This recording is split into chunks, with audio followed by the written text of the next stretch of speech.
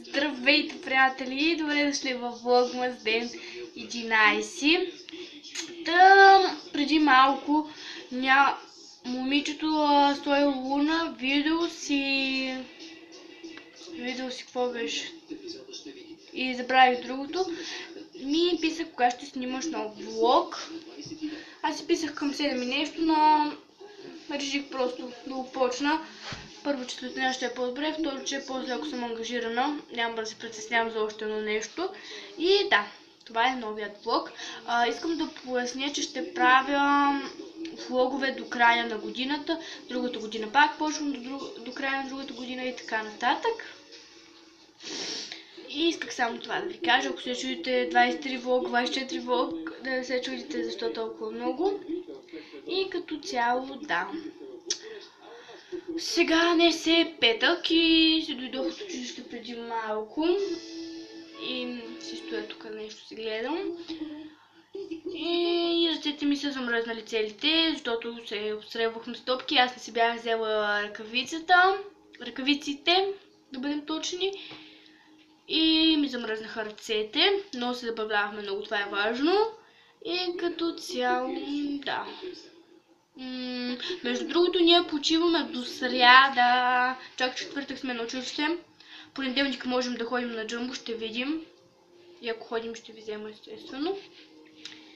И да, седя по вкъщи сега и така нататък. Някои ме питаха дали ползвам козметика. Не много. Като казахме козметика, може да ви покажа каква е моята грим колекция набързо, защото изобщо няма чак толкова гримове. Тя се състои в ето тази чашчица. Не знам, чакай само да ви поставя ето тук, да ви е по-удобно на вас. Не съм, но аз малко трудно се правим с тези проекти. Сега. Да, готово. Така, тя се намира в ето тази чашчица на Барби, което е от Jumbo, както ви споменах вече. И тук се намират абсолютно, абсолютно всичките ми гримове. Така, откъде да започнем? Ще започнем четиците, защото аз имам само две. Ето тази четица по принцип я ползвам за сенките, но най-често я ползвам за за очната линия, ако ми е, защото аз имах една, която беше в бурканчета и я използвам значи за нея, но и за други различни неща.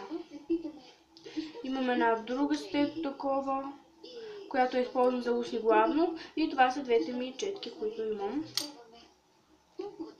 След това останалите неща вече са гримове, не са четки. Започваме с единствените ми сенки за очи, колкото и да вярвате. В сравнение с другите момичета на моята възраст, те имат 100 пъти повече тези неща от моите, но аз лично смятам, че са много малки за грим и аз много малка. Така че не ползвам чак толкова, пък и лицето ми няма толкова много нужда от поправка. Да, това са едни семки, които са такива мръсни. Чакайте малко сега. Много са мръсни. Аз не си ги почиствам много често, да си призная. Пак не ги почистих добре, но това са едни сенчици. Тъмно кафяво, светло кафяво, тъмно розово и светло розово. Имат апликаторчета. Аз по принцип това го ползвам за розово, а това за кафяво. И не знам в смисъл марката пише, прочетете си. Аз няма да изговарям, защото ще изговоря естествено грешно. Но като цяло това е апликаторчето. Пази си го. Мисъл, все ще влезе в употреба. Значи това е, ето го и тъмно кафевия цвят, страшно пигментиран, светло кафевия. Те са нещо като към златисто вървят. Розовия, тъмно розовия и светло розовия. Мисъл, сега ще ви покажа, чакайте.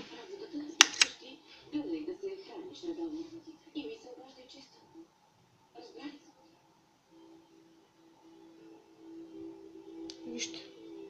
За какво става на въпрос. Страшно пигментиране. После как ще го стря от ръката си, не знам. Вижте, той дори не иска да се маха от пръстите ми. Да. Но съм доволна от тях като цяло. След това да дойдем, тъй като сме към научи, да дойдем към младшата линия. Сега имам само една и ще продължавам да използвам нея. Тя е от тези типове. Не знам точно как се казваха, но е от тези типове. Тя си е черна, не е друг цвят. И е на Impala. И много харесвам тази линия, ще продължавам нея да си ползвам. Така, следващото нещо, извинете ме, следващото нещо е, то останаха само за лучни неща, като гледам, защото най-много от тях ползвам. Това е едно кафеникаво златисто кланче. То по-скоро върви към течно червило. Сега леко ще сложа. Съвсем леко сложих. Така горе да изглежда. Не е добре нанесено. Но като цяло аз го имам много години и имам чувството, че никога няма да го свържа. Между другото, тук има D, някакви букви. Мисля, че е на Dior, не съм сигурна. Но е много хубаво. След това идва ред на... Ще ви покажа. Ето този гланц. Пише санско. Не знам дали е произнасям вярно, но е някаква индийска със сигурност. Вижте. Някакъв индийски гланц, който не му се кефе много, но понякога ми се иска да нося по-така розовеещи неща. Вижте. Така. Не ми харесва как мирише. Просто съм давал пари за него и не искам да го изхвърля, но не ви го препоръчвам със сигурност. Сега следващото нещо е едно червило, което е на Биби, номер 30. То е типичният Барби цвят. Е така се отваря, ако го натискате. Но то е типичният Барби цвят, аз почти съм го изхабила. Вижте. Или по-скоро Ники Минаж. Трябва да се нанася по-внимателно, защото както виждате отпуска много. И аз не го ползвам чак толкова често, аз като бях малко го бях взела, защото нали по розовите неща си падах, но сега го пазя. Да. Следващото нещо е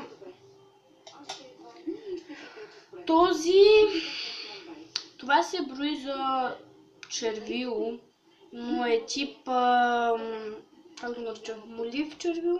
То е на Бруклин и в един много хубав цвят, но почти ме свършило, затова трябва да си има, но вижте.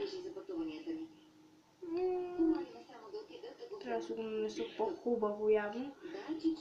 Значи. Така. Аз...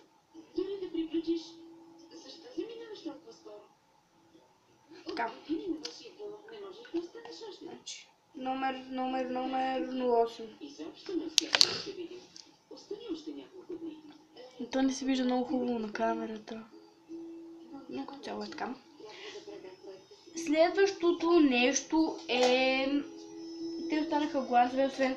Да, имам едно течно червило, което по принцип се води, че е на Бруклин и аз не му се кефя много, не съм доволна много от него, но понякога ми се иска да нося по-така щури цветове.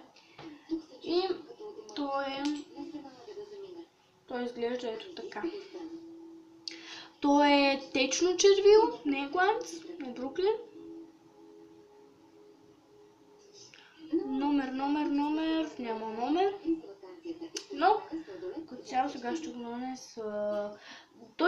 То по принцип изглежда тук, че червено, но доста далечен цвят от червено е със сигурност.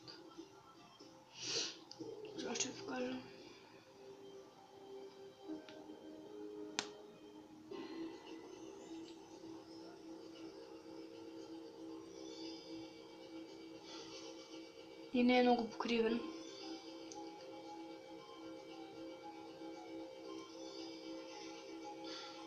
Така. Но не ми харесва като цяло.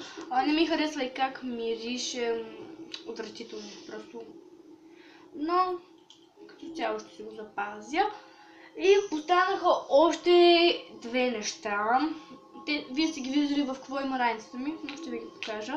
Това е на Nivea, което ви го показах. Не знам сега. Значи да ви кажа къде може да си намерите такива. Има ги във всичко по едно левче. Има ги в козметичните магазини също мисля, че ето такива кутийки. Но като цяло това си го пренесох в контейнерче, защото ми е по-удобно. Сега ще го нанеся.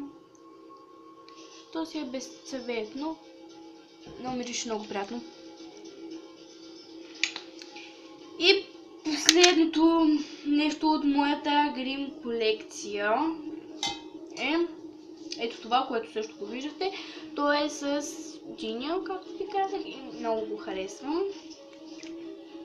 Ето такова, много обичам всеки такива, които нанасят.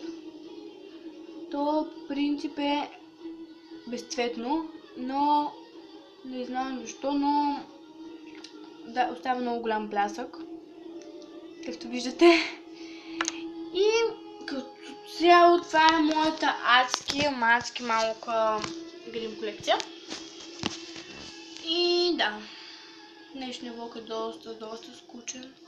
Птиците прехвърчат. Чакайте малко, дали мога да ви покажа? Дано да виждате как прехвърчат.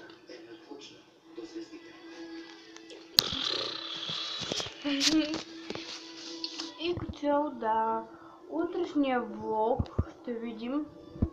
Може да го снимам при една друга приятелка, като и ходи на гости, ако и ходя изобщо. И да, като цяло това беше. Влогът стана 12 минути, така че трябва да казвам чао. Да слагам край на днешния влог. Надявам се да ви е харесало, ако е така, дайте thumbs up и ударете едно рамо. Да ще се видим в утрешния влог. Чао!